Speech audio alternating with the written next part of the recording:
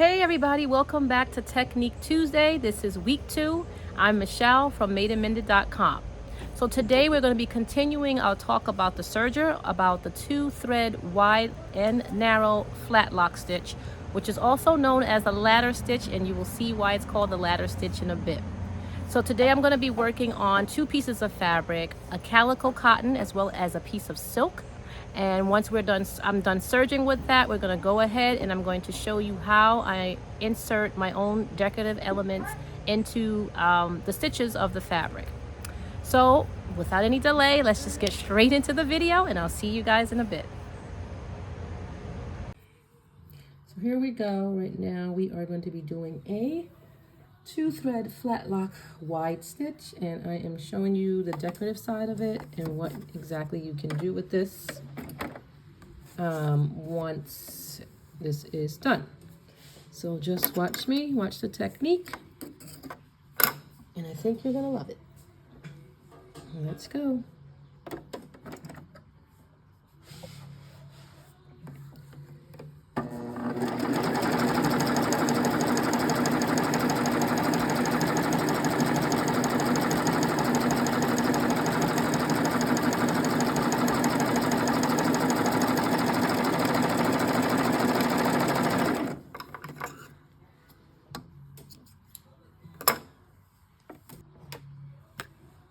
So this is one side. Okay, so now I'm going to show you the serge seam. This is the seam. This is the right side of the fabric, and now this is the lower looper fabric, the yellow, which is a 12-weight thread, and the pink thread is the upper looper decorative thread, which is also heavy decorative thread, 12-weight. And now when I turn the fabric back over to the right side, I'm going to create what's called a ladder stitch. So as you can see, I'm gently just tugging the 2 pieces apart, not breaking the stitches, just gently opening up the seam basically, and it's forming what's called a ladder stitch. Okay, and this is where you get to insert the decorative elements, which I will show you in a bit, but I just wanted to show you how I went about creating this ladder effect with the 2-thread wide flat lock stitch. Isn't that pretty cool? I think it's really nice. And you can actually leave it like this, or, you know, decide to insert, you know, whatever materials that will fit underneath or through these threads, which I will show you in a bit. So I think this is a really cool feature. It looks really pretty from the serger, and, you know, depending on whatever colors you use and types of thread, heavyweight thread, this can really come out nice. So I think this really came out nice, and I hope you guys like it, but it looks really, really nice, neat, and pretty. Okay, so let's go over to another piece of fabric I was using, which was a piece of silk, and we're going to do the same process on the silk fabric. Okay, so again, nothing changed. I still have my heavyweight threads in the machine. I'm just changing the fabric that I'm using. And we're going to go ahead and serge this fabric. Again, we're serging on the wrong side so that when we turn the fabric over on the right side and we get that ladder stitch effect, it will be on the right side of the fabric. So let's go ahead and do that now.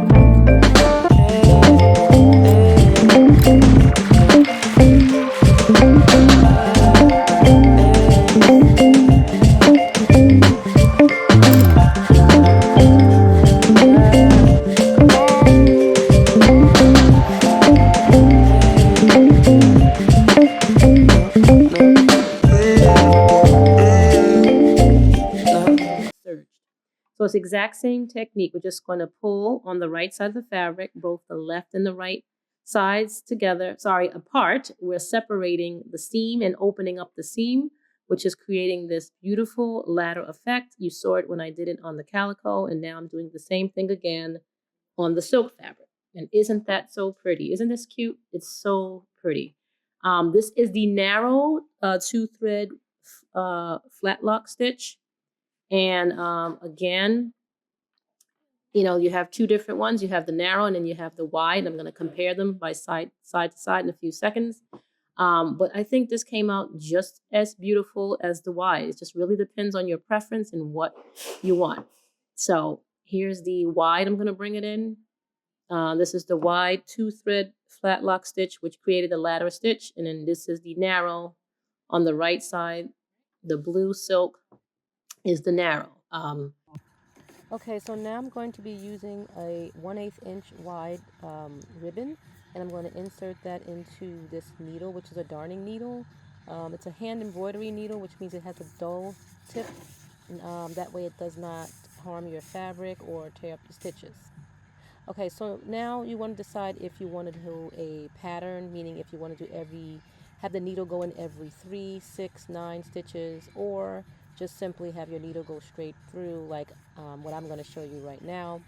So I'm just going to go ahead and slide the needle with the ribbon attached to the back underneath the flat lock stitches or the ladder stitches, and I'm going to create the decorative technique this way. So why don't you just watch along, see how I'm doing it, and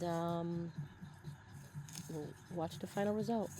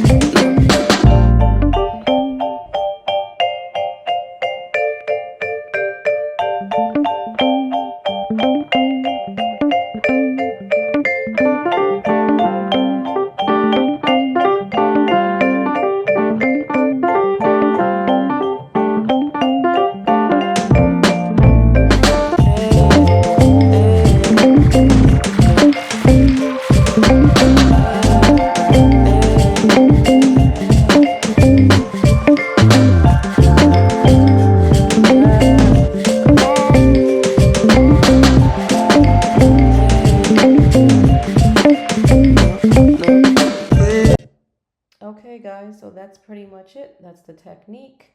And let's just take a look at what it looks like. So I went mostly all the way through. I think I skipped maybe one stitch it looks like, but I have two different patterns. I have the every 3 stitches, and then I went in and out, and then I went all the way through on this side here.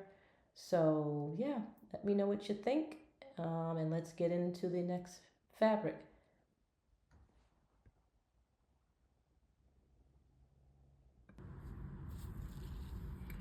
All right, everybody, let's see. I am thinking of adding in this little piece of, I don't know what this is, but this is some trimming, I guess.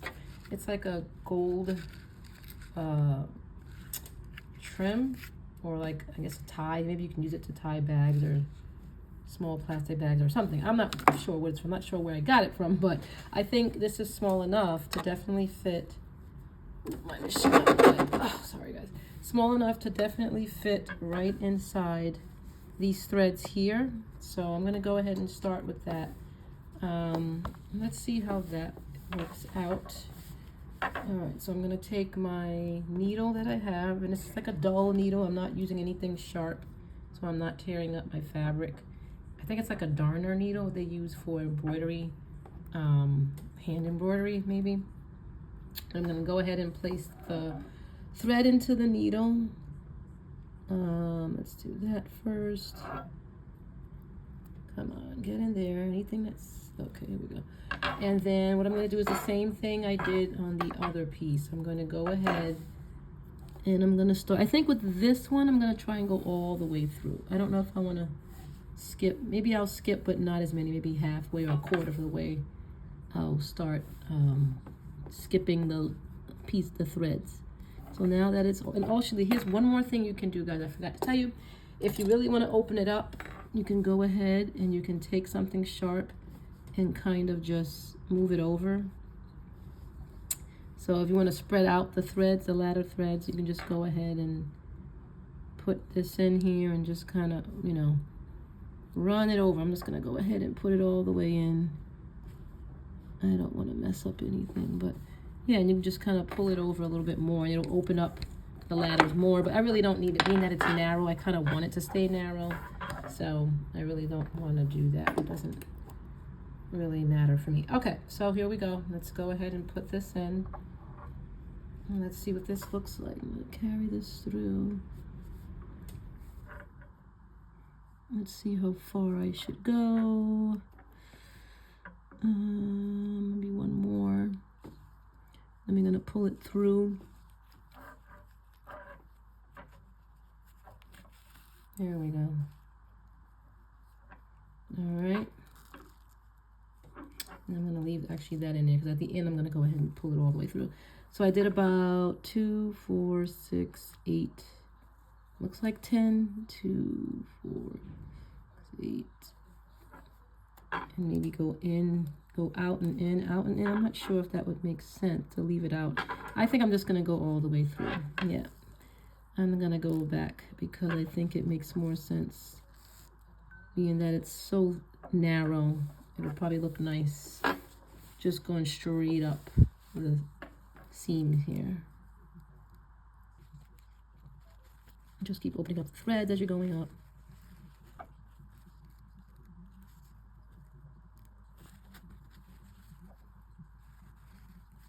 Okay.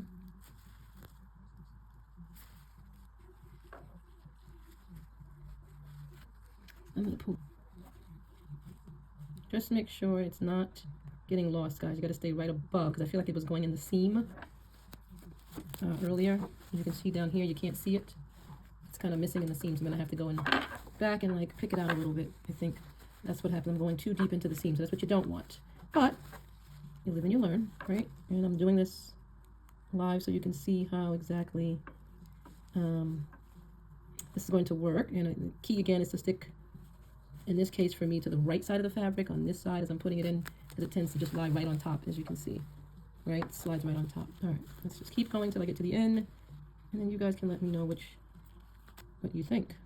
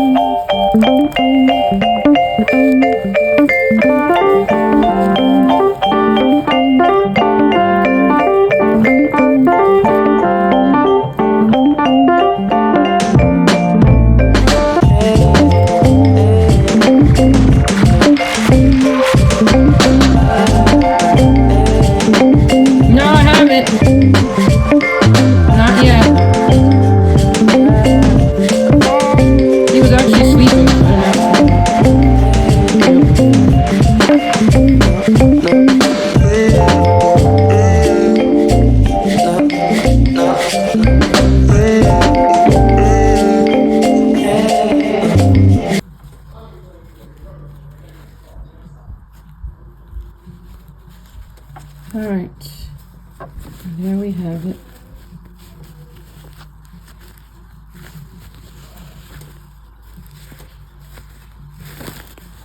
Now I gotta straighten this out.